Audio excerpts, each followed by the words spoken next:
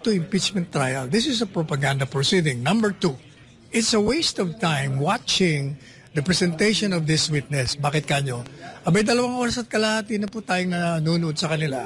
Unang-una, ano ba ang testimonya ng testigo? Ano bang pinapatunayan ito? Pinapatunayan niya lang na nagsalita at ino-authentic niya na ito yung video. Ano ngayon? Ang pinag-uusapan yung bang mga pahayag niya, isang krimen, isang impeachable offense o hindi. So useless. Sinayang mo lang ang oras ng bansa at ng court at ng lahat ng mga taong nanonood for a useless witness. It doesn't prove anything. Yung bang mga pahayag ni BP Sara ay isang krimen o isang impeachable offense o hindi. So anong makukuha mo sa pagpresenta? Hindi naman kinokontra yun eh. Na-witness niyo po ang ikalawang araw ng impeachment trial. Kamusta naman po?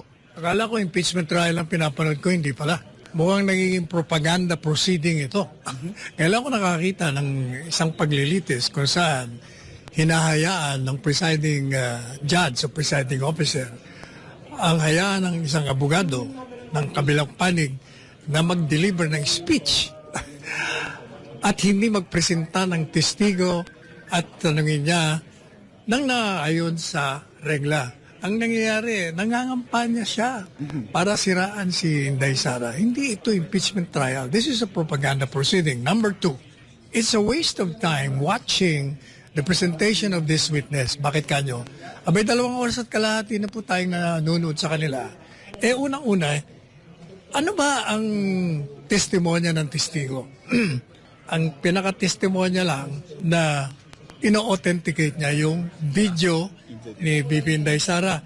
Hindi naman disputed yun.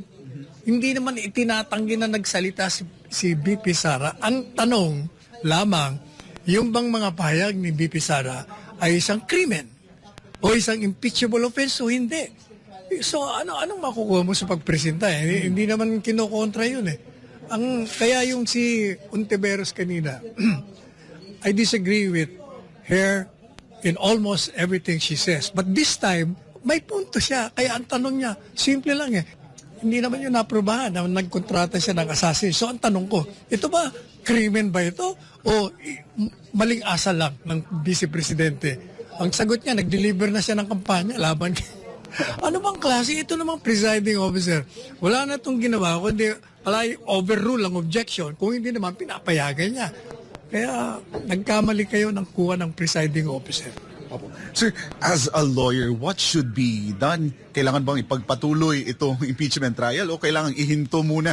At sa tingin ninyo, sa pakikinig po ko po sa inyo, ay kailangan bang palitan ang presiding officer? Unang-una, dapat talaga hindi nila pinalitan kasi constitutionally infirm yung pagpalit.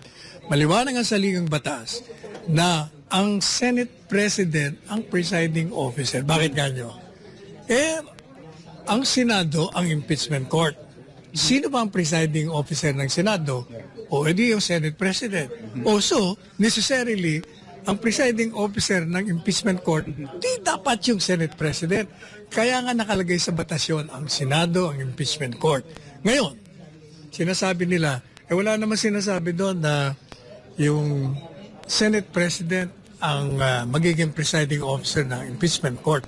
Ang sinasabi lang doon, na pag ang presidente ang nililitis, ang Chief Justice, hindi ko maintindihan, napakasimple lang, sintido common lang.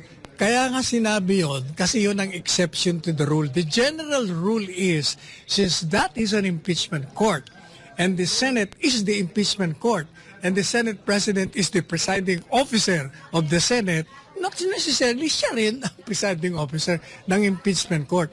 Madali sabi, as a general rule, lahat na impeachment ng impeachable officer sa BC ay sa Senate President. Siya ang exception lang doon kung presidente.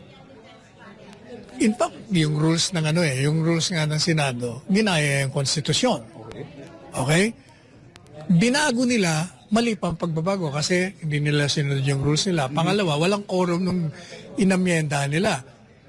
Bakit walang quorum? 12 lang sila, 13. Isa pa. maliwanag yung batas. Ngayon, kung medyo nalalabuan ka, ang sinasabi ng jurisprudence at ng regla, kung nalalabuan ka sa lingwahe ng batas, pumunta ka doon sa intensyon ng mga gumuhit ng saligang batas. Ipinakita na nga kahapon na yung deliberation, nagpatotoo na talagang ang Senate President ang presiding officer sa lahat ng impeachment trial, kung hindi ang Presidente. Ang nililitis, ano pa bang gusto nyo? Ganun lang kasimple. Ngayon, hindi pa sila tapos ng direct. Sabi ko nga, it's a useless. Kasi ba't ka magpipresenta ng isang testigo at ng ebidensya na hindi naman dinidispute ng kalaban mo? Nagwe-waste ka lang time. Kaya kung ako abogado, pagkatapos po ng direct examination, sabi ko sa court, no cross-examination. Sir, buwi na tayo. Attorney, marami ang nagtaas kilay dahil parang nang nangyari, nandun lang po sa tabi si Senator Win Gatchalian habang nagpe-preside si Senator Chis Escudero. Your comment on that? Hindi, alam mo, nung si Presidente Estrada ang ini-impeach, hindi ba ang Senate President no, si Enrile? At si Chief Justice naman ang presiding officer. Dahil Senate President siya, dapat talaga siya katabi. Okay lang yung nakatabi, pero kontra pa rin ako na ang nagpipreside, yung kasama niya sa majority na labag sa saligang batas. Sir, on the VP's non-attendance naman, marami ang nagsasabi sa mga kritiko. Opo, nagpunta siya dito, pero hindi siya nag-attend sa impeachment trial.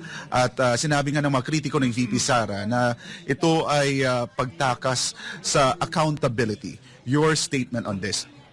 Jesus Maria Jose, paano magiging pagtakas yun? Unang-una, sabi na sa Ligang Batas, ipinagpapalagay ang lahat ng akusado at respondent, whether impeachment trial yan or sa isang hukuman, ang akusado ay pinagpapalagay na inosente. Pangalawa, hindi siya kailangan magpakita rito, hindi niya kailangan in fact magbigay ng ebidensya.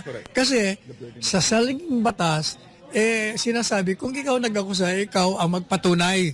So kung hindi mo mapapatunayan, bakit naman ako magpapatunay? Ikaw nag-aakusa sa akin. Kaya hindi siya dapat pumunta rito. Sir, malinaw na hindi lahat ng ipinipresenta ng prosecution panel ay nangangahulugan na guilty agad si VP Sara. Kagaya niya, bakit siya nagpresenta ng testigong niya? Ano bang pinapatunayan ito? Pinapatunayan niya lang na nagsalita at ino-authentic niya na ito yung video. Ano ngayon? Ang pinag-uusapan yung mga pahayag niya, isang krimen, isang impeachable offense or hindi. So useless. Sinayang mo lang ang oras ng bansa at ng court at ng lahat ng mga taong nanonood for a useless witness. It doesn't prove anything. Kasi yung pinuprubahan mo, hindi naman dinidispute ng kabila eh. May narinig ka bang na dinispute nila na, hindi sinabi yan ni Inday Sara. Ang sinasabi nila, tingnan yung context, ba't niya sinabi yan? Yun ay sagot sa tanong na nanganib ang buhay niya. Bakit niya sinabi yan? Kung baga, nagsusumbong siya sa taong bayan na may gustong pumatay sa akin. At ang tingin ko, ang papatay sa akin itong 3 taon to. Kaya, iganti niyo ako pag ako'y napatay. Alam niyo, yung sinasabi nila na pupugutan ng ulo, nag-iisip na papatay niya. Pwede ho kayo, sa ilalim ng ating batas, pwede niyong isipin ang pinakamadumal na krimen. You can imagine the worst of crimes. But if you do not undertake a step towards that end, hindi yung isang krimen yun. So, attorney, yung imagination, hindi yan pwedeng gawing ebidensya laban sa isang... Definitely, hindi ho. Kaya useless. Kaya ever since sinasabi ko, walang batayan ang pag-demanda kay Inday Sara. Ang talagang goal nila, siraan si Inday Sara, i-disqualify maging kandidato sa Panguluhan sa 2028. Yun lang naman talaga layo nila, wala nang iba. Para manatili sila sa kapangyarihan beyond their term. Lastly, Attorney Sal, what is your message to the Filipino people sa gitna po na nagpapatuloy na impeachment trial laban kay Vice President Sara Duterte? Well, nakikita po ninyo na lumalabas na yung matagal ko nang sinasabi, sige tuloy nyo yung impeachment trial para makita ang kasinungalingan at ang emptiness, ang barrenness ng mga akusasyon kay BP Inday Sara. Ngayon ay kitang-kita na natin ni Vanessa na ito'y naratibo laban sa kanya, propaganda laban sa kanya, upang siraan lamang siya. Walang iba. Ayan, maraming salamat po Attorney Sal sa oras po ninyo. Ayan po mga kapartners, si Attorney Salvador Panelo,